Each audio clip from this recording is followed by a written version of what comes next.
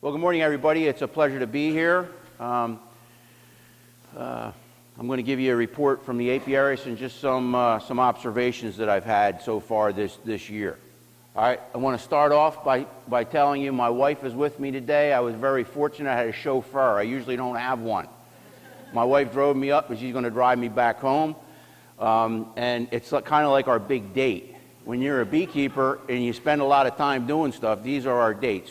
She goes with me to move bees, and then we get an ice cream cone after. We go to a beekeeper meeting on a Saturday, and then we get an ice cream cone on the way home. Usually I can't sleep when she's driving because I'm a nervous wreck, but at least it keeps me awake. If I'm driving, I'd fall asleep. So please, if you see Patty, please give her your regards. She's sitting in the middle in the back. She got a wild tie-dye shirt on. So, you know, we hear a lot about colony decline and beehive number decline. And it came to my attention this past year that a lot of times people that show this slide, they cut this part off and they cut this part off. Because you know what? They're looking to make money or to get grant money to continue their research. And then everybody gets all bent out of shape about how the demise of honeybees. I just want you to know that during World War II, the population was on the increase. Why? There was a great demand for honey and beeswax. All right? There's certainly been issues in the beekeeping industry, and I would never say that there wasn't. But I want you to look at this blip down here. There is an increase, in large part because since 2006 or 2007, a tremendous amount of people have been gotten involved in beekeeping. That's one of the reasons. Another reason is the fact that pollination rates are going up and up, so it's more probably economical or more profitable for people to do it as a business. And you probably know as well as I do, I mean, how many have been keeping bees, say, in the early 90s? Any hands coming up? There's like three hands with four hands going up. Back then, I sold honey for $35 a 5-gallon pail. I wish I had every one I sold back then, because right now it's like $160 a 5-gallon pail, because the demand for honey is very high. Okay? People want to eat honey. They want to eat a wholesome product. And you know, the thing, my dear wife is my chauffeur. And I'll tell you another funny story about her. She was a horse chick. And one of the reasons I really started keeping bees as a business was to pay for the horse habit. Because the cool thing about beekeeping is beekeeping actually can generate income for your hobby, okay? Some people, when I talk about that, they're like, whoa, you're taking advantage of the bees. I don't buy it that way, okay? Yeah, you know, things got to pay their own way at my house, otherwise they get their throat cut and they go in the freezer, okay? So, just a couple little things about population decline and colony mortality, all right? This past winter was a hard winter. I don't think I have to tell any of you guys that live up here, okay? Well, I think it was harder than last winter, at least where I live. Bitter cold for much longer periods of time. All right, cold late spring. This year, very interesting. You know, my wife knows I get squirrely at certain times of the year. When it's time to get the mites under control, I get real squirrely. I don't want to do anything other than get that taken care of. It's like a monkey on my back. I got to get off. Another thing is in the spring when they're building up, getting them ready for blueberry pollination. Several years ago, all the bees had moved into blueberries by April 1. This year, all the bees didn't move into blueberries till May 1. That's a month difference. You see how depending on the year, how there can be a drastic change in the bloom times of different things. Okay? I will tell you, a lot of times blueberry growers complain about the bloom, about the weather during bloom time, because if it's cold and rainy, the bees won't fly and work their flowers. This year, it didn't rain one drop the whole time we were in there. It was beautiful, nice weather. The bees did a fine job. There was a little bit of complaint because when the oaks bloom, the bees all go to the oaks. Do you know why they go to the oaks? Pollen. They got to have pollen. Blueberry pollen stinks. They get nectar out of a blueberry flower, but they go to the oaks for pollen. Not everybody realizes this, and I came to realize it. Just because you see a flower doesn't mean it's attractive to a bee. Okay? Some flowers are very attractive. Other flowers are not attractive at all. Some flowers are very attractive if the moisture levels in the environment are correct, but if there's no moisture there, they're not attractive at all. Okay? For example, where I live, white Dutch clover bloomed. The first bloom is the one that really makes honey. After that, the latter blooms don't do much. And we hadn't had rain for 6 weeks. Do you think there was one drop of honey or one drop of nectar in that white Dutch clover? No. No. So, you know what? Thank God we got trees and bushes because they did a good job making honey on that. If your mites were controlled and you had adequate feed for the winter, you should have wintered well. You should have wintered well. If your mites were not controlled and you did not have adequate feed, you probably didn't winter that well. Okay, and the beekeeping business or hobby is unforgiving at certain times of the year. And getting ready for winter is one of those unforgiving times. Okay? And right now, if you're wintered bees, you should have honey supers on, and there should be plenty of honey in them. I got some down my way, got 4 supers on them already, and they're working in them all. The 2 of them are at least capped out and could be extracted if I wanted to. So the weather condition is really good. I learned a long time ago, the years it rains a lot, you're not going to make much honey. You know why? What are bees doing if they're not out making it? They're sitting home eating it. Okay? You know, I pride myself on the fact I haven't been in a mall in 4 years. You know why? Malls want to separate you from your money. So you know what? I don't need nothing there. If I went there, I'd be tempted to spend, so I stay away. That way I'm not tempted to spend. I keep myself busy, okay? So hard winter, death loss. Hey, this past year, death loss. Let me just say, I saw more colonies, more beautiful colonies, large clusters, starve to death this year than I've seen probably since I've had this position, since 2007. I mean, these were colonies, the beekeeper had the mites under control. We found very few mites. Large cluster covering 6, 7, 8 frames, dead on the bottom board. Okay? And they weren't sprayed by a pesticide in March, I'll guarantee that. Okay, it was starvation, classic signs of starvation. It's so important to have enough feed, enough weight in that hive as you're getting ready to go into winter. I saw a lot more dysentery this year than I've seen before. Okay? And really, as far as I'm concerned, probably due to those long periods of time they were cooped up and could not fly. A honeybee can only hold so much waste in their bowels before they have to lose it, just like any organism. And when they're cooped up, and this was a year where it would make a big difference as to whether your bees were in a good location or a bad location. By good location, I mean nice sunny place, protected to the north and west with no wind. So even on a bitter cold day, if the sun's hitting them hard, they can get out and cleanse themselves. But if your bees are on the north side of a wood sitting in a snowbank, it's not going to happen. It's not going to happen. Okay? That's why location is so important. A lot of years you can get away with a mediocre location, but a year like this, you need a good location. The other thing is too much high moisture feed late in the season. If your bees are too light and all of a sudden in the end of October, beginning of November, you want to feed them syrup, there's going to be a lot of high moisture feed in that hive. And extended cold periods is going to be hard pressed for them to not get dysentery. Okay? Just because you see dysentery or diarrhea does not necessarily mean that you have nosema disease. Okay? A lot of times, every time somebody sees something with diarrhea, they think it's nosema disease. Not necessarily true. Okay? I still see this, dead colonies with a small cluster of bees, no more than the size of your fist or less, dead an inch away from honey. What killed them? Well, they starved to death, okay, but what contributed to that starvation was the fact that the mite levels were not low enough, or you did not have long-lived bees going into winter. The cluster dwindled down to the point where they could no longer get to honey. And a very common thing, okay, if you're not getting your mite control down well. All right? To be a successful beekeeper, you have to be a good varroa manager. And really, that's the bottom line. If you can't manage varroa mites, you're not going to be a successful beekeeper. Okay? If you got to buy bees every year, you're really a bee buyer. You're not really a beekeeper yet. Okay? The object of a beekeeper is to keep them alive through the winter and make a honey crop and get them alive through next winter. That should be your goal. Okay? All right, here's a slide of classic starvation. You see the bees all dead head first in the cells with their butts sticking out. Okay? Classic starvation. Dysentery. You see, sometimes you'll see a lot of this stuff on the front of a hive if they've been cooped up a long time, but you don't necessarily see this inside. This is all feces on these top bars inside, diarrhea. Okay? That's just what it looks like for those of you that don't know.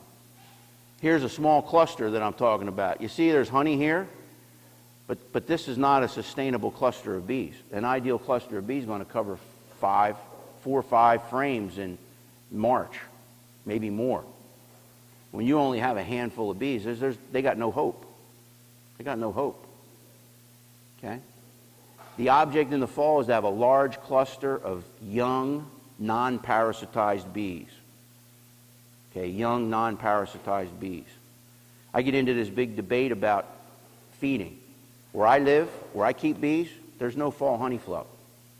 There's years I try to leave them with the honey they made in the spring and summer, leave them with enough, okay? But you know what happens? I have a small cluster of old bees because the queen shuts down when there's no incoming food. So I have a small cluster of old bees going to try to live off of the honey they made in the spring to go through the winter. But that doesn't work. Because you know what? Those bees are too old going into winter already. You need young bees going into winter. That's why a fall honey flow, if you're in an area where you have one, like a goldenrod or aster flow, that is a huge blessing. If you live in a place where I live, where there is none of that, I have to stimulate that queen late summer, early September to start rearing brood. So I've got a large population of young, non-parasitized bees to take the colony into the winter. Okay? If I don't do that, I am going to have a terrible high overwinter death loss. All right? And keep in mind, just because you're in an area that has a fall honey crop, you still got to manage it because you don't have that every year. Depending on the weather conditions, you may or may not have it. What do I say? Beekeeping is what? It's a thinking man's or thinking person's hobby. You can't make assumptions. You've got to see what's going on. It's not enough to look at it. You must see it. You must see what's going on. Okay? That brood nest is dry and they're cannibalizing young larvae. You got a huge nutrition problem and you need to get on top of that. Okay? Small cluster. All right, overwinter death loss survey. Okay, this past year's overwinter death loss survey. Some interesting stuff about it. There was about 361 participated, and that was down from the year before. And one of the issues is I'm going to introduce you to somebody in a little while who helped look at some of this statistically. Because our data set is not real high, some of this information is not statistically significant necessarily, but I think we can learn things from it anecdotally. These beekeepers kept a little over 2,000 colonies at Thanksgiving and had about 1,370 still alive for an overall death loss of 35%, right in line with what we see nationally, what the Bee Informed Partnership sees nationally, right in the same ballpark. All right? So, if you looked at the number of colonies that these beekeepers kept, the vast majority of the beekeepers that responded to this survey, and these are only members of the association or past members of the association that responded to the survey. And like I said, not everybody, I think the email went out to 1,200 or 1,300 people. Only about 300 and some actually responded to it. Okay, most of them keep anywhere from 0 to 5 hives, but the bulk of them are below 20, as you can see that. Okay.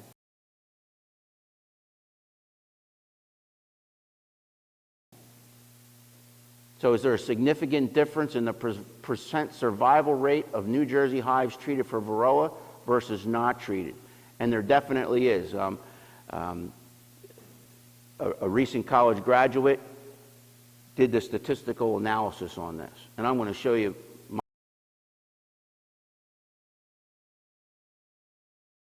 my kind of analysis.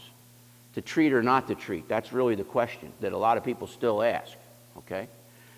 People that treated, there was about 282 that treated, and their death loss rate was about 32%. But people that reported they did nothing to control Varroa mites, there was 79 beekeepers, they had a 50% death loss. So there's a huge difference between those two numbers. All right? Huge difference. And this is a comparison. We've been doing this survey since 2007, 2008. All right, and there's a lot of numbers up here, but here is the bottom line. Here's the averages over this whole time period. Okay, this is the total death loss, right around 30%, which is what they see nationally, 30 to 35%. But if you look at people that did nothing, they said they did nothing to control Varroa, lost 46%, and those that did something lost about 25%. As far as I'm concerned, it makes sense to treat for Varroa mites, and it's a statistically significant reason to do it, right? And these treatments were pretty much any of the treatments listed on the survey.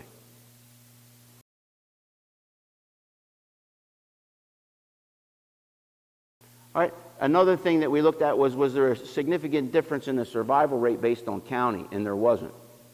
There wasn't. Okay, so it didn't really matter where you kept them in New Jersey. All right?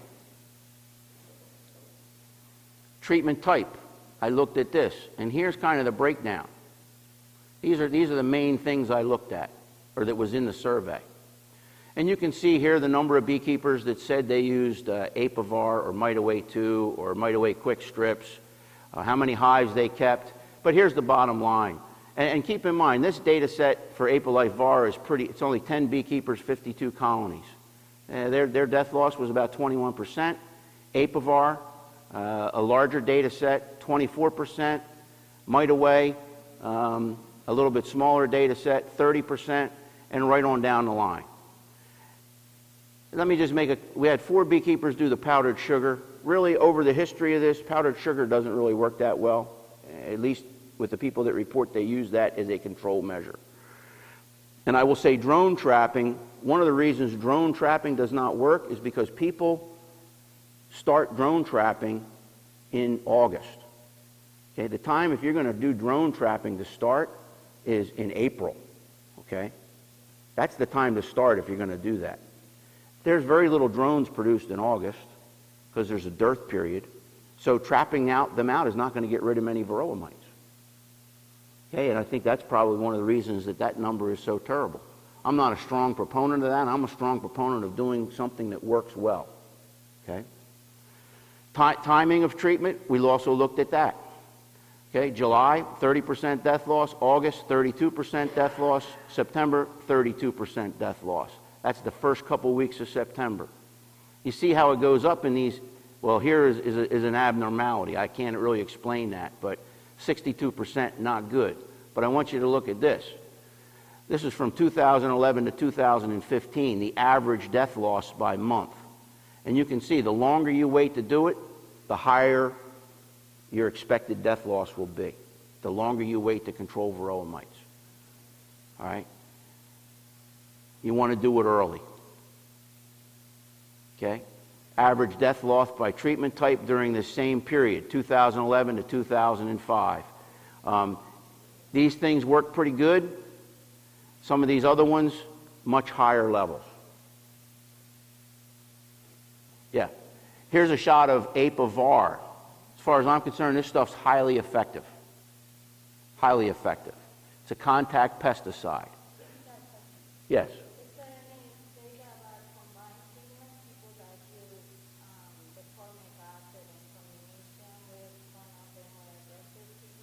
There are some people that did that, but I did not have time to evaluate all that data yet.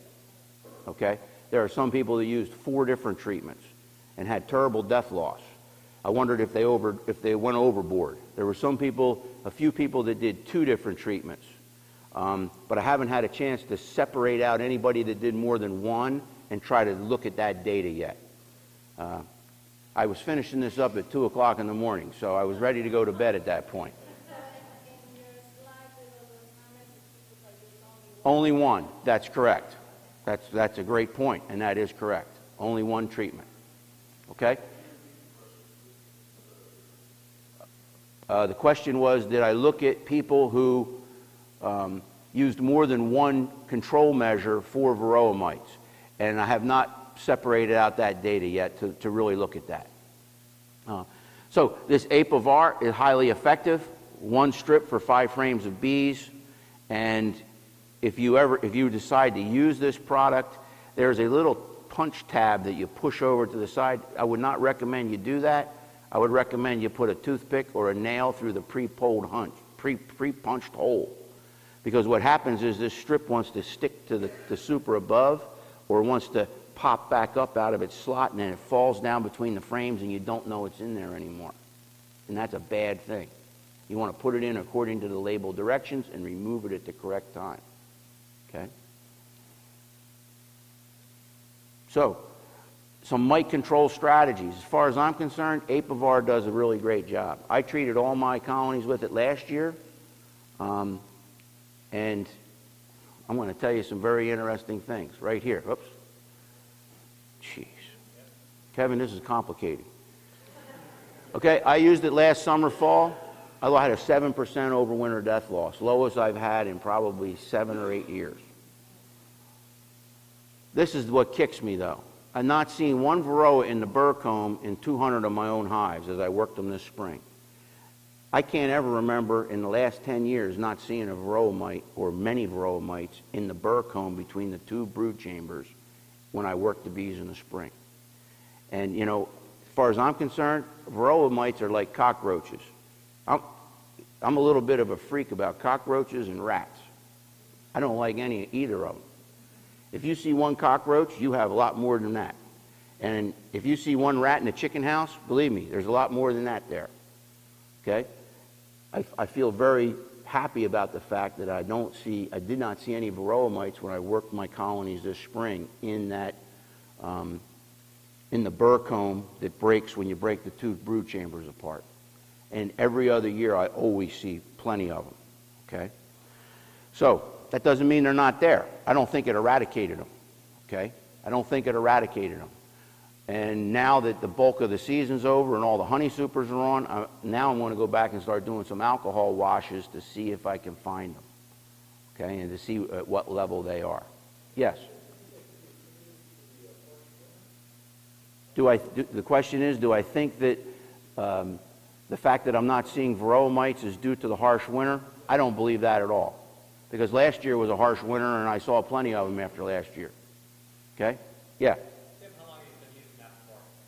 Last year was the first year I used it on the whole operation. The year before I used it on just the nucleuses and the late splits because they're too small, in my opinion, to use something that forms a vapor. It's too hard on them.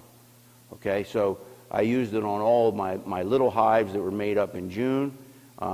I don't remember how well they did. I think they did pretty well. Yes? Well, anything you apply in a colony, Robert, you got to read the directions and follow the label directions. Okay? You need to use gloves when you deal with this sort of stuff. Okay? But that's the same thing whether it's thymol or whatever it is. Yes?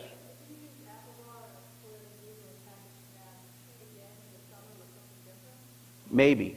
I think you ought to try to monitor them. But you know what? It makes a lot of sense to me that if you make a split up and it's not had good mite control on it, get the mites off of them. They're not going to make honey, so why not treat them early? The earlier, the better. Well, if you don't build them up into a double deep, I'd be careful about using formic acid or thymol on them because they can overpower a small colony. So you have to kind of use your head on that and use what you see in your monitoring to make that determination. That one treatment may be enough. It'll depend on how many people around you don't do anything and how heavy of an exposure you're getting from them. Yes? I saw some coming into the state in nukes this spring. Was that something that anybody else saw? Apivar strips. Yeah, most people that are selling nukes are putting an Apivar strip in them so that colony is under treatment so the beekeeper gets a good quality product. You don't want to buy a nucleus that's loaded with varroa mites. No argument. Yeah. Then, if that's the first treatment, when would you start checking? Like within a month? Well, you want to be checking in July/August / early August so that you can make your management decisions based on the upcoming winter. It's not a cookbook recipe.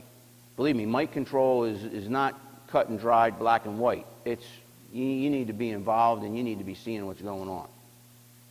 Okay?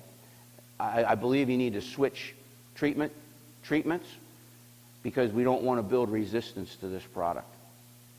Okay, this product seems to work pretty good. All right? Yeah. Ask me another 17 question. You rated us 1 strip for 5 frames. And you have a double D that's obviously 4 strips. It's only 4 strips, Rod, if the bees are covering every frame, both sides. It's 1 strip for 5 frames of bees. It's not 1 strip for 5 frames with no bees on the frame. 5 frames of bees. Yeah. Do you space them throughout the hive when you put your strips in? Oh yeah. If the strip is not where the bees will walk on it, it's not going to do any good. It's got to be where the bees will walk across it. Correct. Yes, sir. Correct. No, it's a pesticide.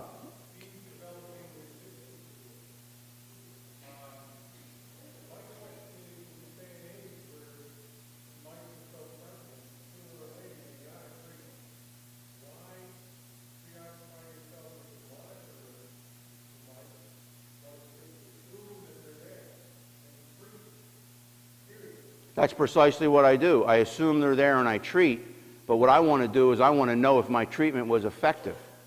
Because the only one that is not dependent upon ambient air temperature is Apivar.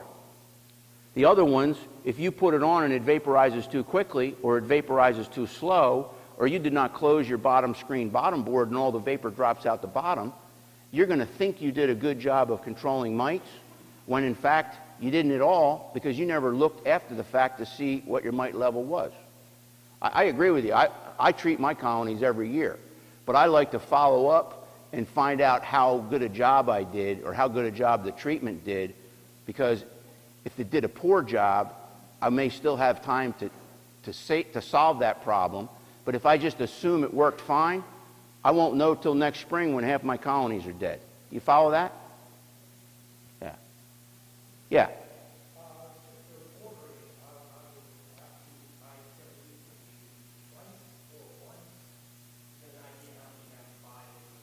One strip for 5 frames of bees, Pete. No, one treatment for 42 days, then you throw the strips away. Good question. Okay, one treatment, it lasts for 42 days, and then the strips are not reused after that. Sir? Yeah.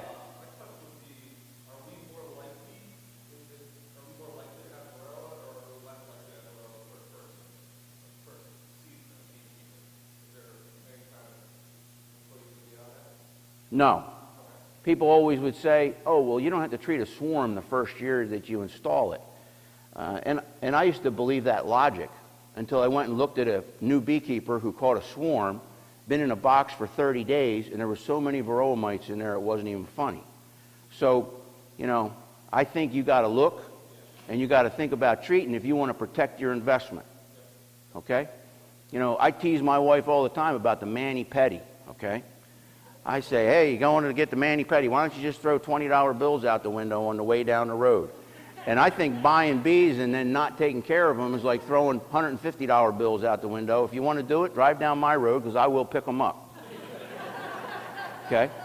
Yes? So if you were doing it, say like when you took one, you didn't need to treat with the max strip ahead of time, which you could while honey sticks. Say that again? In other words, for getting into the fall and everything, say you took off your honey stickers, what would be your fall management as far as like, would you put on you have to have the honey stickers off for the plastic strip? Would you put that in? Would you put the mite away strips in first and then put that a little bit later? If I thought my mite level was way too high like it was last year at the Rutgers Apiary, we were dropping 400 mites on a natural drop every 2 days. They were heavily infested, had 2-3 supers of honey on them, But I had no choice. I had nothing to use except mite away quick strips on them to give them some kind of a knockdown to save them till I could get the honey off. Then I treated them with Apivar strips because they were heavily infested. Say they weren't. Say they weren't, and you've taken off your honey strippers. Okay, and then would you treat with the mite away quick strip and the plastic strip? You know what I mean? Getting ready, or how would you? Or would you just do? No, if the honey supers were off, I'd put Apivar in. If I had never used it before, definitely. Definitely. Yes, sir.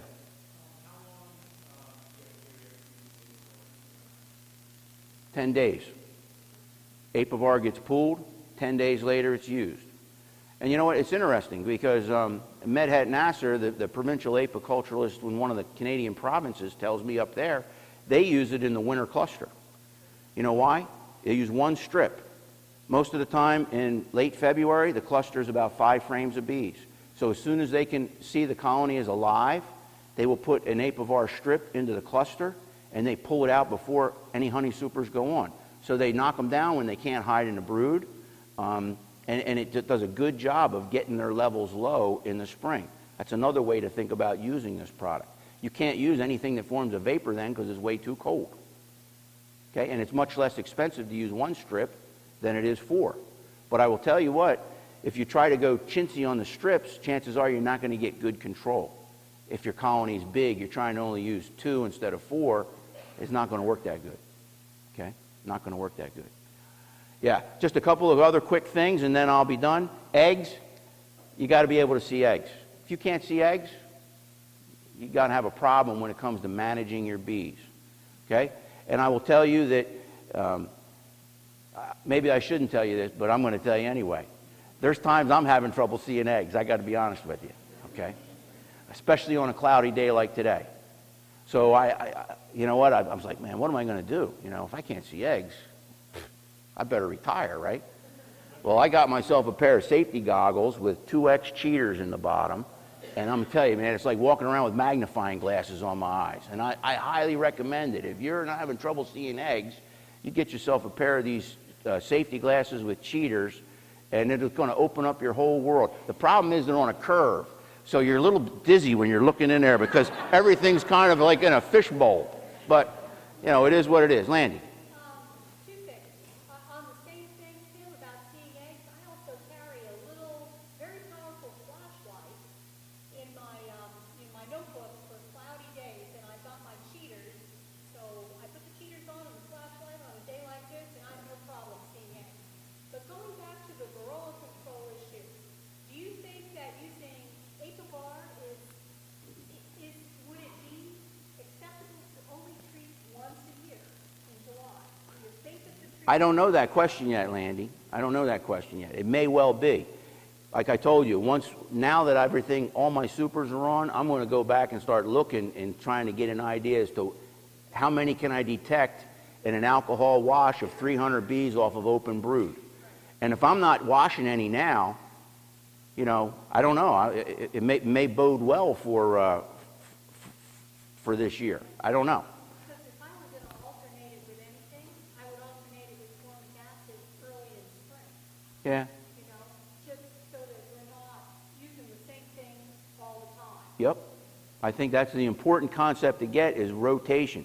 Just like with your controlling parasites in livestock or anything like that, you want to do a rotation on what you use. Okay? Here's for those of you that never saw a varroa, here's a varroa on a drone pupa. They stand out like a sore thumb. Just a couple other things. Some of you are involved in this pollen study. We're looking at pollen contamination by land use. We have 5 land use types, and there's 5 beehives in each land use that people like you volunteered to donate or to allow us to use. And we're collecting monthly, pooling the samples, and shipping them out for analysis to the Gastonia lab. So hopefully we'll have something good to report on that at the end of the season or early winter. All right, online registration. If you want to register your apiaries, and I would encourage you to do so, because if you don't, I don't know you exist.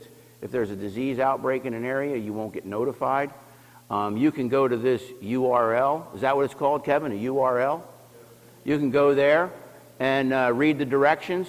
And if you're a current beekeeper, you need your AIS number, and I can give that to you. Just send me an email. If you're not a current registered beekeeper or have never had an inspection done of your apiary, then you would just go ahead and be a new beekeeper and register your apiaries. If you have any problems doing it, just print out the form and mail it to me, and I'll enter it for you. Other issues, a lot of neighbor complaints this year, beekeepers keeping them too close to property lines, swarms flying in your neighbor's backyard, neighbors calling me up saying, yeah, my neighbor, man, they started keeping bees. Well, I can tell already that the complaining neighbor hates the other neighbor to begin with. But the other neighbor's in their backyard dressed in a bee suit with not 1 inch of skin showing, saying, bees won't hurt you, bees won't hurt you. Okay, so they're not sending the right message. Okay, very, very important. All right, don't use your queen excluders. People force swarms all the time using queen excluders in an urban or a suburban setting. Don't use it. It's not necessary. We can talk about that after the fact. Be a good neighbor. Be a good neighbor. Even if your neighbor's no good, you be a good neighbor. It's important. It's important for beekeeping, generally speaking. Okay? Malawi, Africa, I'm heading back there in July.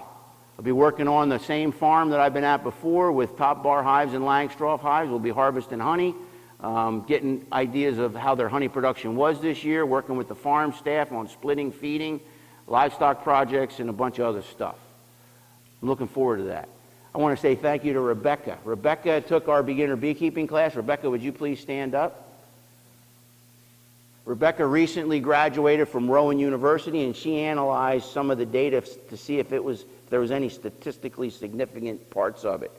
And she was a big help to me, and I would just want to thank her. And I want to tell you guys, you know what? Most of the good things that I've been able to do has only been done because people like you and Rebecca volunteered to help.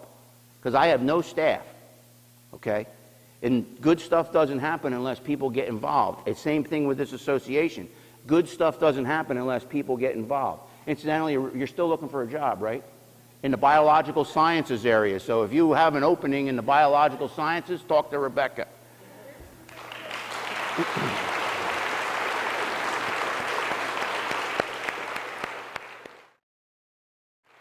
Sir.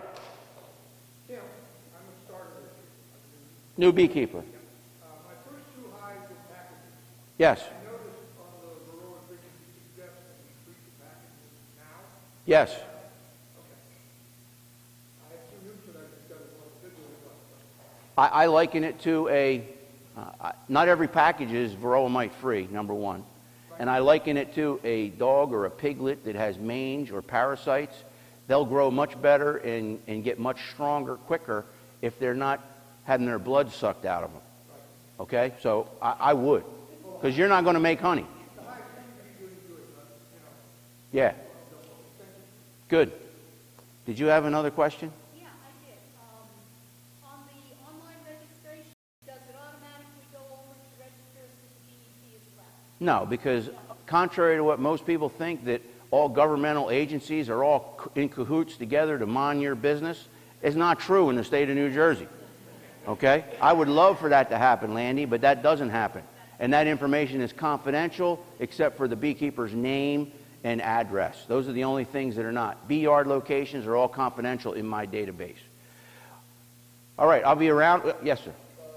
The registration online, is that the same thing as the spray registration? No, that's a good question. It is not the same thing as the DEP Office of Pesticide Control. They're concerned about letting people that apply pesticides know where beekeepers are. My agency is concerned with diseases and disease spread of honeybee within the honeybee industry, which is why we have the registration thing. Yeah, yes, sir. Can I talk about oxalic acid? Oxalic acid hit the press. It's been labeled for use in the United States. I can't speak highly about it because I've never used it myself, number one. Number two, you have to mix it yourself. And in my experience, if people have to do a lot of that sort of stuff, there's a lot of room for mistakes being made. I've heard anecdotally people tell me that they think the oxalic acid killed their bees because because it was applied too much or at not the right concentration. I think we have very good, adequate tools to control varroa mites, and you know, that's all I can really say about it.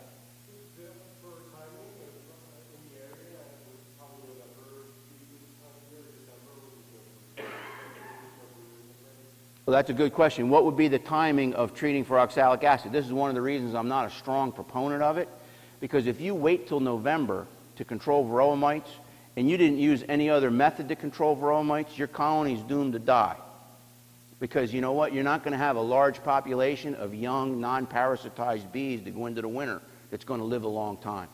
So I think if anybody was going to use it, you could use it as a cleanup, but you have to do something else to get them down to a point where they'll go through the winter.